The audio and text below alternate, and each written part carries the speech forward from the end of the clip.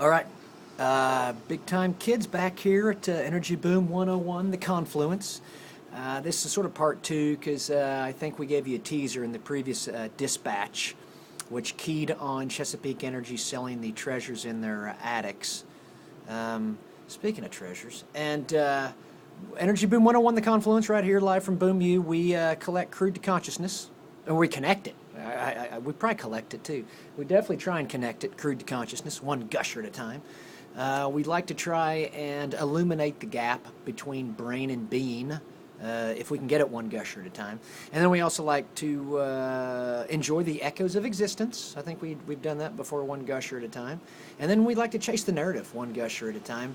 And speaking of chasing the narrative, that brings us to the continuation of this dispatch. Now, it's an amazing forensic work you'll see happen here, because we go out, we buy a newspaper, this right here, this today being Saturday, I don't know, March 1st, hey, it's March 1st. This is the Daily Oklahoman. I think maybe it now goes by the Oklahoman, no longer owned by the Gaylord family. Different individuals taking it over. Sometime we may do a special episode on the clear conservative religious slant that's involved, but that's all right. That's life. We all have our podiums upon which we can speak.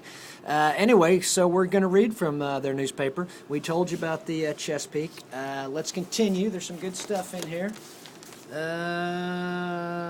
Let's see. I know there was a thing about Devon, so we want to tell you about that. And then we'll probably, we're definitely going to give you an update on, there's a Symphony of Shale report coming at you, so prepare yourself, kids, because I just saw where American Energy's offering notes, so we're going to give you a little update on that. And then there's also the Justice Department investigates Sandridge. I doubt that's anything real material, but who knows. Let's start with Devon taking on the EagleFord Shale. Now, the EagleFord Shale is a new shale play, so it's unconventional play, shale play, in South Texas, down around Houston, actually, and it's a pretty good size one, and it appears to be a really good producer of oil and a lot of, I guess maybe they'd call it natural gas liquids, wet gas, but and it also seems to get a lot of, I think, what they call light sweet oil that they think they send up to Canada to mix in with the Canadian sand oil that then comes back down here. So it's really sort of a fun way to see how the absurdity of existence works by tracking the movement of energy.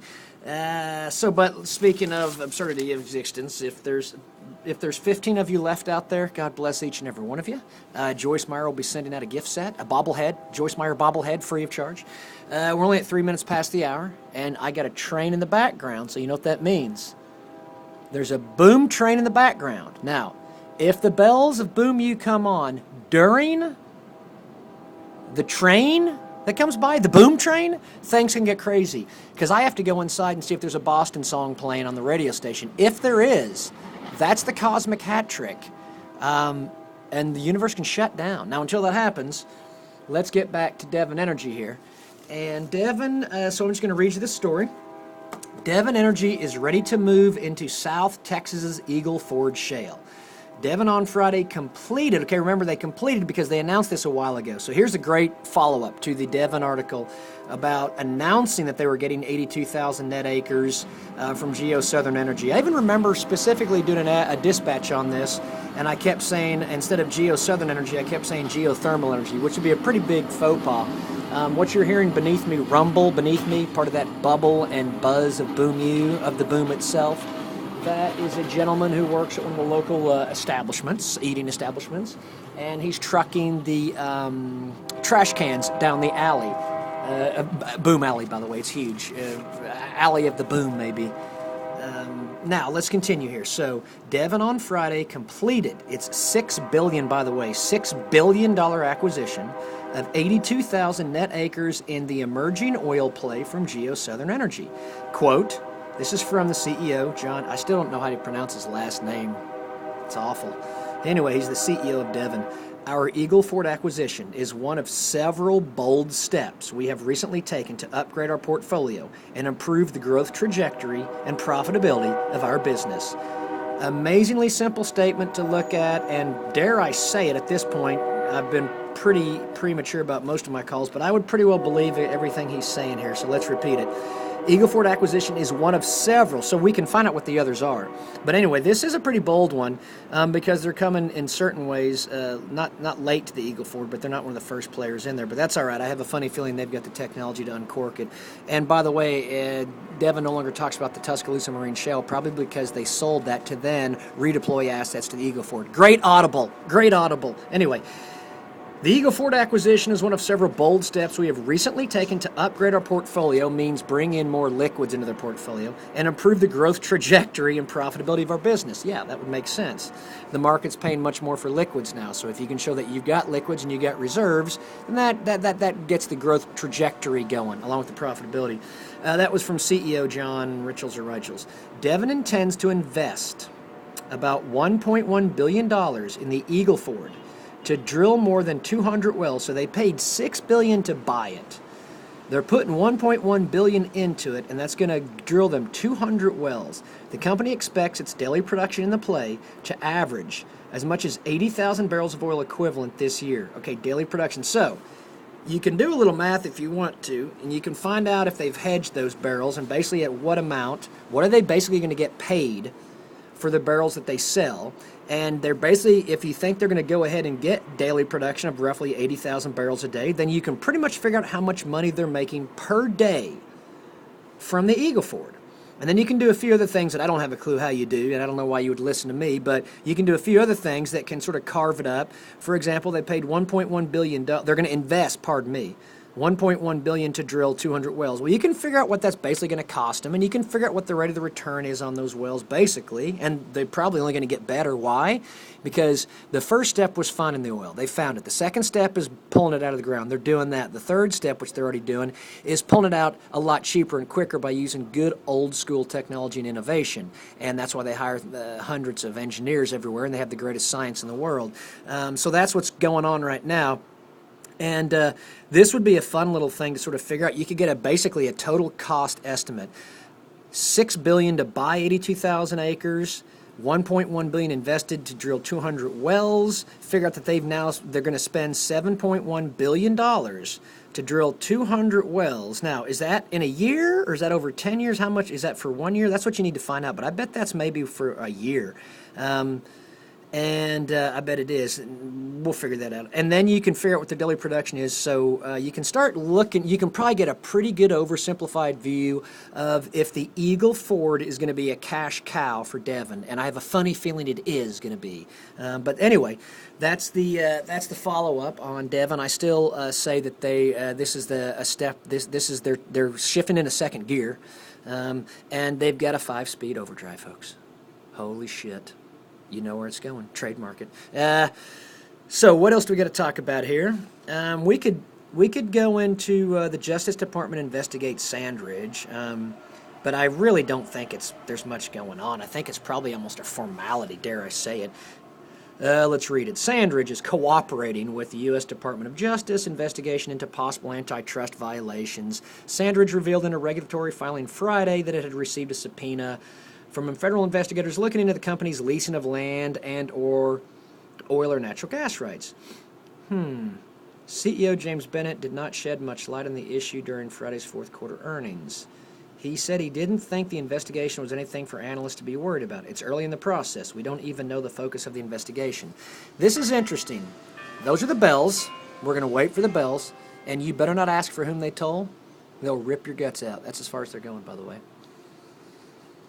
This is interesting because also what happened recently was some federal government required that trains get safer that are carrying crude oil out of the Bakken because they're having problems. It's a smart thing to do. They should do that.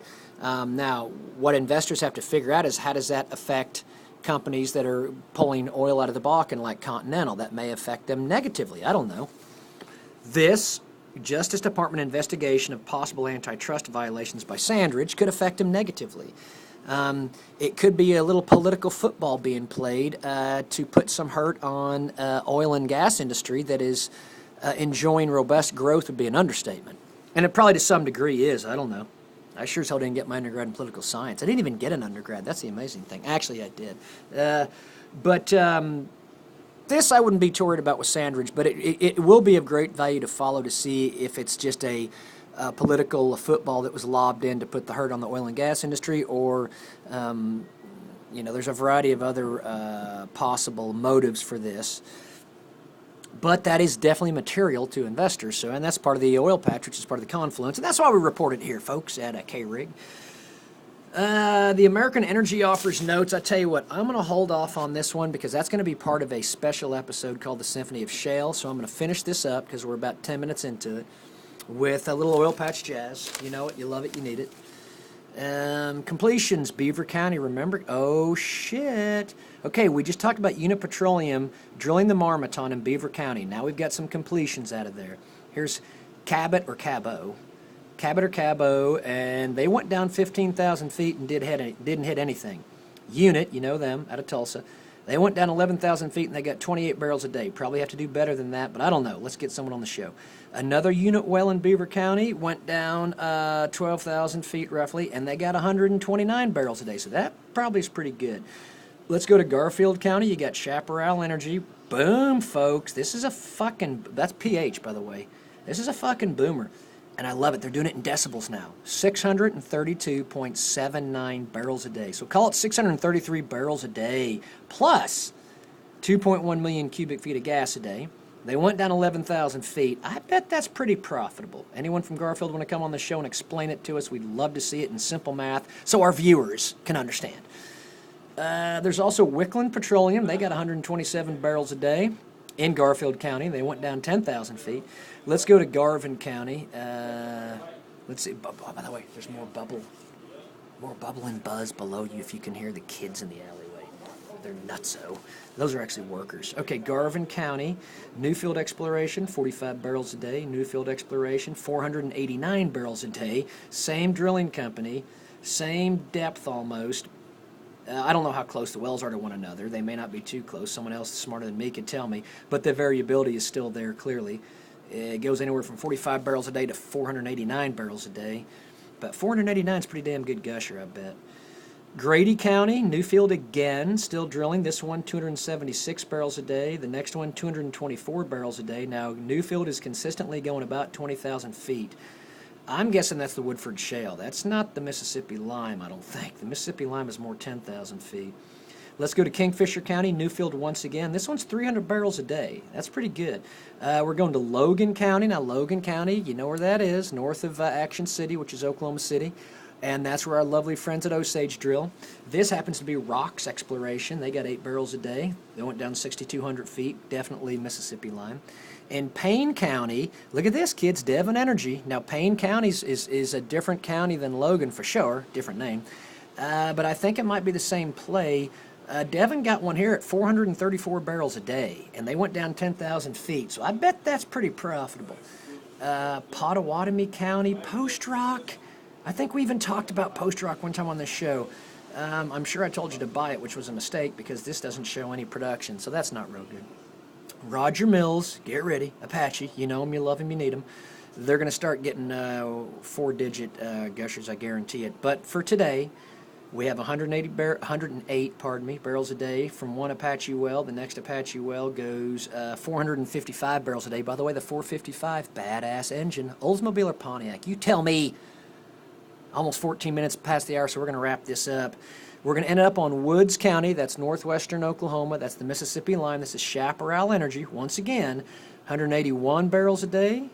And then another one didn't report anything. And then a third one, 353 barrels a day.